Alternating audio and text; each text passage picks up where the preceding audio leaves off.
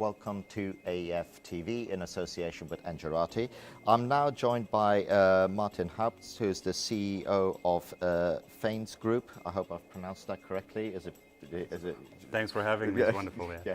And Martin, we were talking a little bit off air, and what you guys do. You're a solar company, so there are a couple of things that I'd like to explore.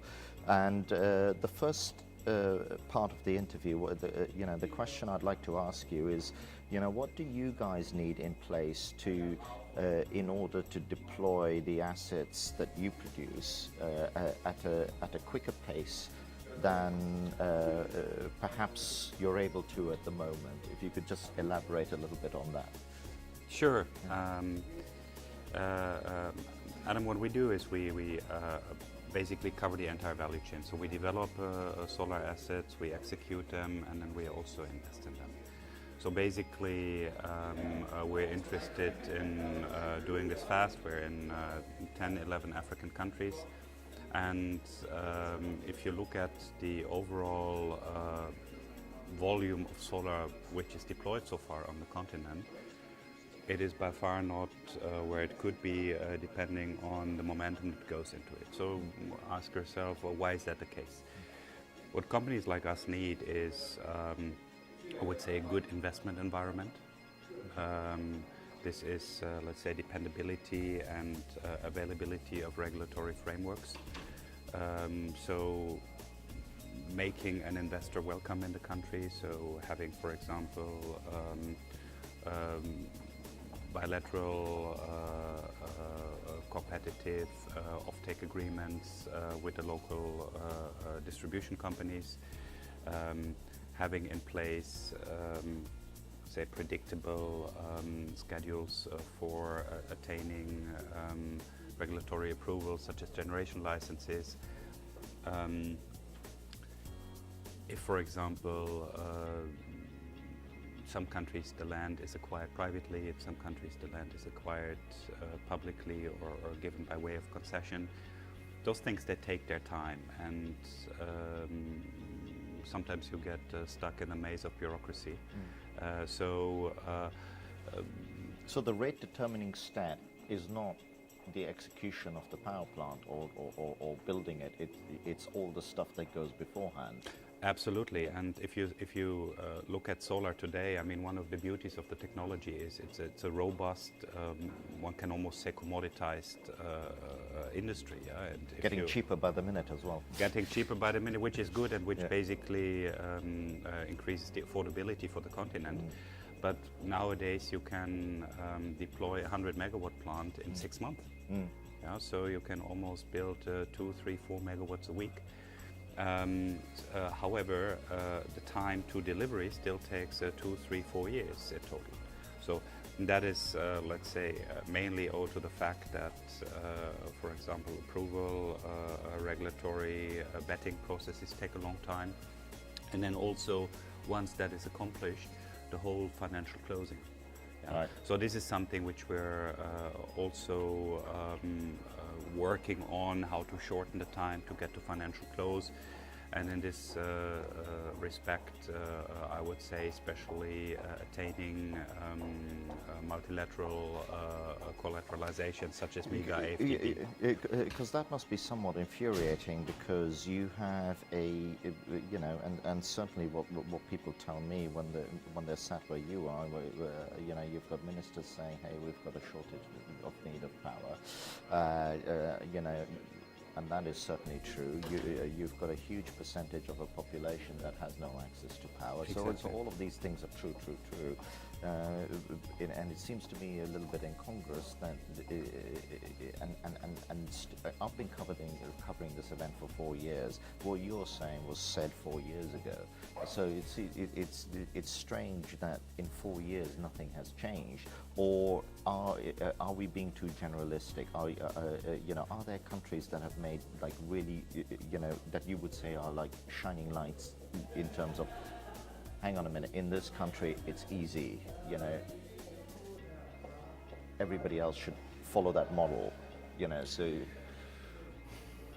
Look, 5 years ago, I would have said I would have probably named the South African system as a blueprint in many ways. Now, that's probably not the best reference point to make at the moment. Momentary blip. Have problems of their own. Yeah. But it was a well thought through and very process oriented procurement framework. Now, one thing you have to say though is where the South Africans started was at a very high electrification and very high availability rate of power. It's almost like an outlier use case, isn't it? Yeah. If you look at other countries like Nigeria, for example, who's on the opposite extreme with a very high volume to make up, they could never follow such a process-oriented procurement framework because it's not suitable to procure a lot of megawatts quickly.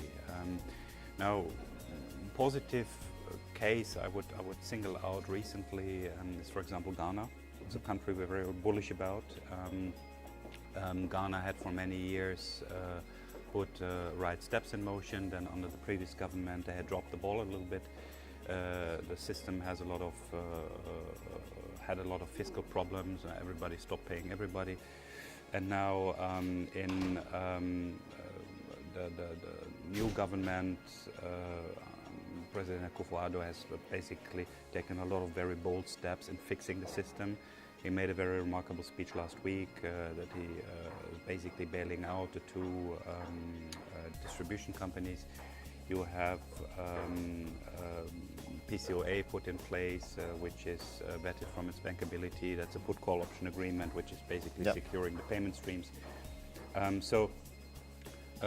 We are active in Ghana. We have very much the finger on the pulse what's happening lately, and I would say they are very interested in fixing the things that normally keep you wait for a long time. So on that notion as well, because one of the other things that has come out, and at the event you pointed it out when we were talking off air, is this notion of being off-grid. Yeah. And renewables and solar in particular are ideal for that type of situation.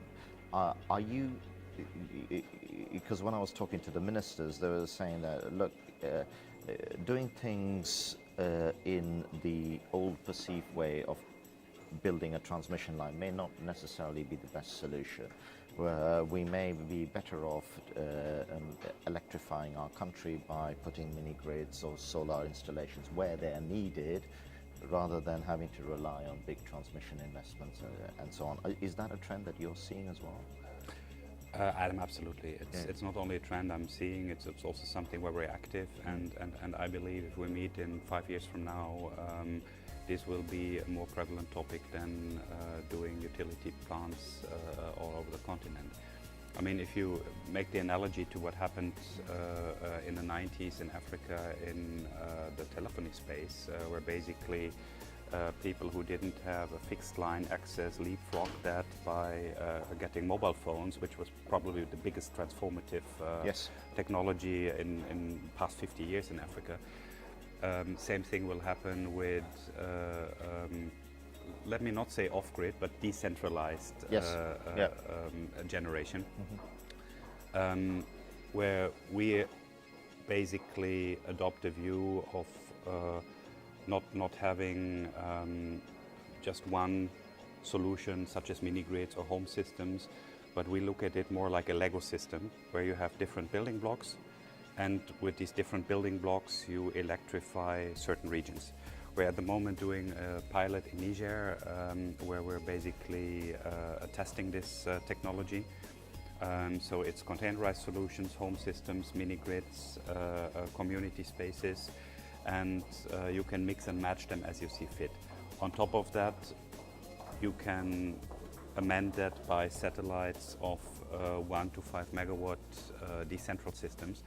So that's why I'm saying decentralized generation, because if you just say off-grid, the notion that springs to mind is, the guy who has the 20-watt panel in order to power his mobile phone, Yeah, and whacking with a it up on a roof and small that's it. battery. Yeah.